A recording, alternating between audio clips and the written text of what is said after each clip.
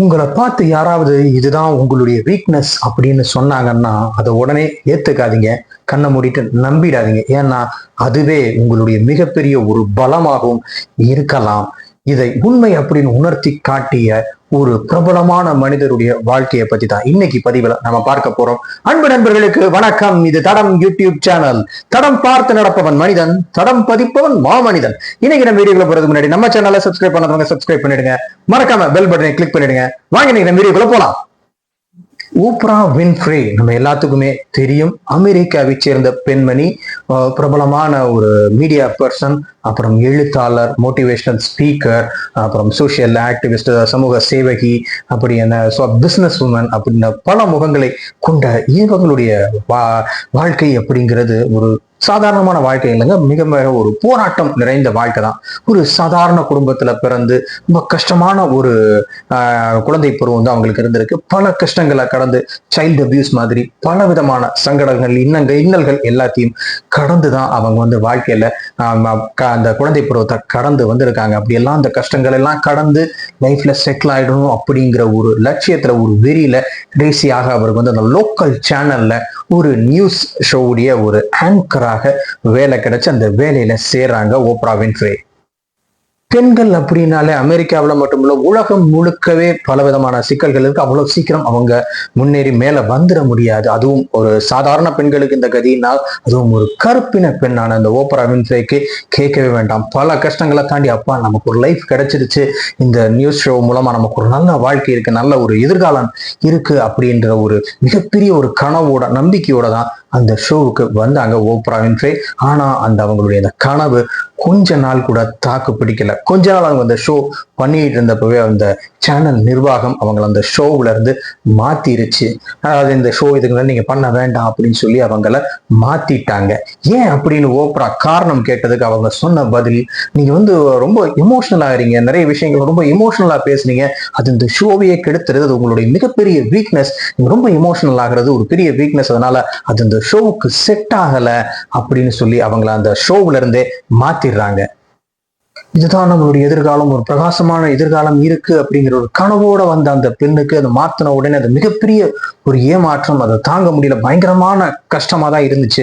அதுவும் இது ஒரு காரணமாக சொல்லி நம்மளை இது பண்ணிட்டாங்களே அப்படின்னு ரொம்ப ஒரு ஏமாற்றமாகத்தான் இருந்துச்சு, கஷ்டமாகத்தான் இருந்துச்சு. ஆனா அவங்கள மாத்தி வேற ஒரு ப்ரோக்ராம்க்கு போட்டாங்க, ஒரு மார்னிங் டாக் ஷோ. அது ஒரு சாதாரண ஒரு பேட்டி நிகழ்ச்சியை தான் அந்த ஷோவுக்கு இந்த ஓப்ரா வின்ஃப்ரேயை வந்து மாத்தினாங்க. அது ஒரு டெய்லி காலையில வந்து செலிபிரிட்டிஸை, ஒரு முக்கியமான ஆட்களை, சமூக பிரச்சனைகள் எல்லாம் பேசக்கூடிய ஒரு ஆர்டினரி ஒரு டாக் ஷோ அப்படிங்கிறது தான் அந்த ஒரு ஷோ.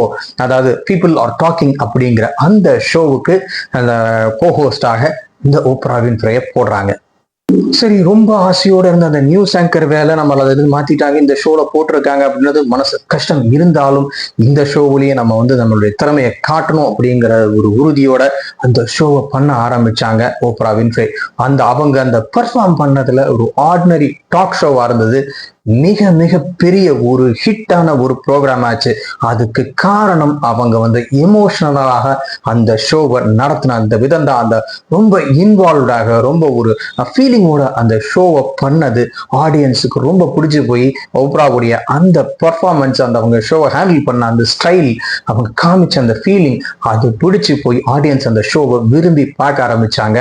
அது ஒரு மிகப்பெரிய சக்சஸ் ஆச்சு. அது வரைக்கும் ஒரு சாதாரண டாக் ஷோவா இருந்தது. ஓப்ராவுடைய அந்த எமோஷனல் அப்ரோச்னால ஆடியன்ஸுக்கு ரொம்ப நெருக்கமான ஒரு ஷோ ஆச்சு, மிகப்பெரிய ஒரு சக்சஸ் ஆச்சு. அதுக்கப்புறம் அது ஓப்ரா வின்ஃப்ரே ஷோ அப்படிங்கிற அளவுக்கே ரொம்ப ஒரு மிக பிரபலமான ஒரு இதாச்சு.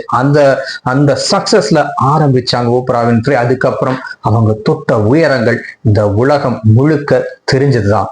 இதைத்தான் நான் சொன்னேன், உங்களுடைய வீக்னஸ் இதுதான் அப்படின்னு யாராவது சொன்னா அதை நம்பாதீங்க. ஓப்ரா வின்ஃப்ரே அப்படித்தான் சொன்னாங்க. நீங்க ரொம்ப இமோஷனலா டீல் பண்றீங்க, அது அந்த ஷோவையே இது பண்ணிடுது, அது ஷோவுக்கு செட் ஆகல அப்படின்னு சொன்னாங்க. பட் ஓப்ரா வந்து அதை அதை ஒத்துக்கல. அவங்க வந்து எங்க தன்னுடைய வீக்னஸை பலமாக்க முடியுமோ அங்க கரெக்டா அதை செஞ்சாங்க. தன்னுடைய பலவீனம் தான் தன்னுடைய பலம் அப்படிங்கிறத நிரூபிச்சு அது மூலமாக வெற்றியும் அடைஞ்சு காமிச்சாங்க. வெற்றினா ஒரு சாதாரண வெற்றி இல்ல, மிக பிரம்மாண்டமான ஒரு வெற்றி. அதாவது அவங்கள போல பல பெண்களை உருவாக்கக்கூடிய ஒரு வெற்றி, அந்த அளவுக்கு மிகப்பெரிய ஒரு சக்சஸ் கொண்டு வந்தாங்க. அதுக்கப்புறம் பல மனிதர்களையும் பல பெண்களையும் அவங்கள மாதிரி ஆகிறதுக்கு மோட்டிவேட் பண்ணி இன்னைக்கு வரைக்கும் ஒரு ஆக்டிவ் பர்சனாக அதை செயல்பாடுகளோட இருந்துகிட்டு இருக்காங்க. அப்படிங்கிறது தான் அவங்க நமக்கு சொல்லக்கூடிய ஒரு பாடம். இந்த பதிவு உங்களுக்கு பிடிச்சிருக்கும்னு நினைக்கிறேன். இந்த வீடியோ பற்றி உங்களுடைய கருத்துக்களை கமெண்ட் பண்ணுங்க. இந்த பதிவு உங்களுக்கு பிடிச்சிருந்தா லைக் பண்ணுங்க, ஷேர் பண்ணுங்க, மறக்காம நம்ம சேனலை சப்ஸ்கிரைப் பண்ணிடுங்க. மீண்டும் இது போன்ற சுவையான ஒரு பதிவுல உங்களை சந்திக்கிறேன். அதுவரை உங்களிடமிருந்து விடைபெறுகிறேன். நன்றி, வணக்கம். தடம் பதிப்போம்.